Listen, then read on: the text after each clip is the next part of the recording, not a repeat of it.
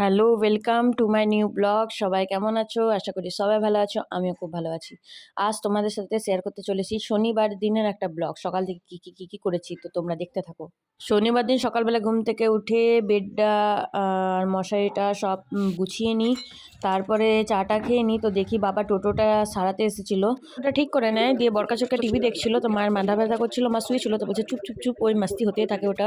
তারপরে আমি দুপুরবেলায় লাঞ্চ করে নিই, তো লাঞ্চে দেখো ছিল ভাত, কিন্দুরি ভাজা, চচ্চড়ি, আলু ভাজা, লাই চোখা বাটা, শাক, ডাল, ভাত। তো খেয়ে নিই, তারপর একটু রেস্ট করে নিই। বিকেলবেলায় লেবু মাখা নিয়ে আসে, তোমার এটাকে বাতাবি লেবু বলে আর কি।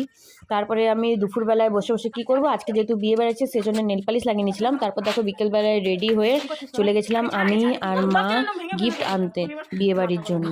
তো তোমরা দেখতে থাকো, ভাইগুলো আকসি বানাচ্ছে ওরা, দিয়ে ওটাকে ট্রাই করছে আম গাছে যে ওটা আদৌ আকসি হয়েছে কিনা। মানে কি বলবো, যাই হোক বাদ দাও। তারপর দেখো কথা বলতে বলতে আমি রেডি হয়ে পৌঁছেও গেছি বাজার। দিয়ে আমি আর মা বাজার ঢুকে গেছিলাম, গিয়ে পরে ফার্স্টে গিফট নিয়ে নিলাম। গিফটের দোকানে গিয়ে বেডশিট নিয়েছি। তো তোমরা গেস করো যে কোন বেডশিটটা আমরা নিয়েছি। তো এটা তোমাদেরকে আমি আজকের ব্লগে দেখাবো, যে কি মানে আজকে না, আজকে যে ব্লগটা হবে কালকে সেটাতে দেখাবো যে আমরা অ্যাকচুয়ালি কোনটা নিয়েছি। এই বেডশিটটা পার্সোনালি আমার খুব পছন্দ ছিল।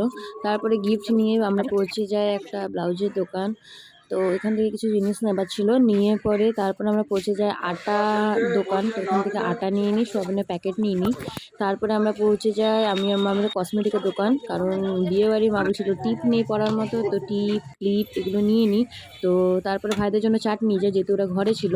তো তারপর ঘরে এসে প্রচণ্ড মাথা ব্যথা করছিল, তো আমি চা খেয়ে নিই। দেখো ভাইগুলো চাট খাচ্ছে, আমাকে বলছে খাবে, বললাম না তোরা খা, আমি অ্যাকচুয়ালি ফুচকা খেতে যাবো তার জন্য খাইনি আর কি।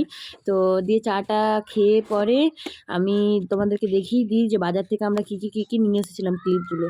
এই ছোটো ক্ল্যাচারটা আর পিঙ্ক কালারের এই ক্ল্যাচারটাই দুটো মায়ের, আর টিপ পাতাটা মায়ের, বাকি সব আমার ছিল। দিয়ে তারপরে আবার কি, আবার যেমন কথা সেরম কাজ, চটপট করে রেডি হয়ে পৌঁছে যায় ফুচকার দোকান।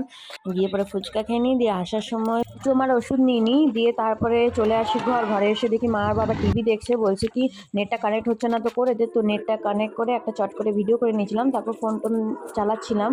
তারপরে ডিনারের আর ভিডিও করা হয়নি, যে দাদা এসেছিলো লেট করে কাছ থেকে, তো দাদা নিয়ে এসেছিলো বিরিয়ানি, বাট এই ভাগনাটা আমাকে কোনো মতে ভিডিও করতে দিচ্ছিল না। মানে কি বলবো, আমি খাইনি একটুকুনিও, কারণ বিরিয়ানি থেকে আমার পেট খারাপ হয়েছিল সেই জন্য আর কি কদিন আগে। তো তোমাদের ব্লগটা কেমন লাগলো সবাই জানিও।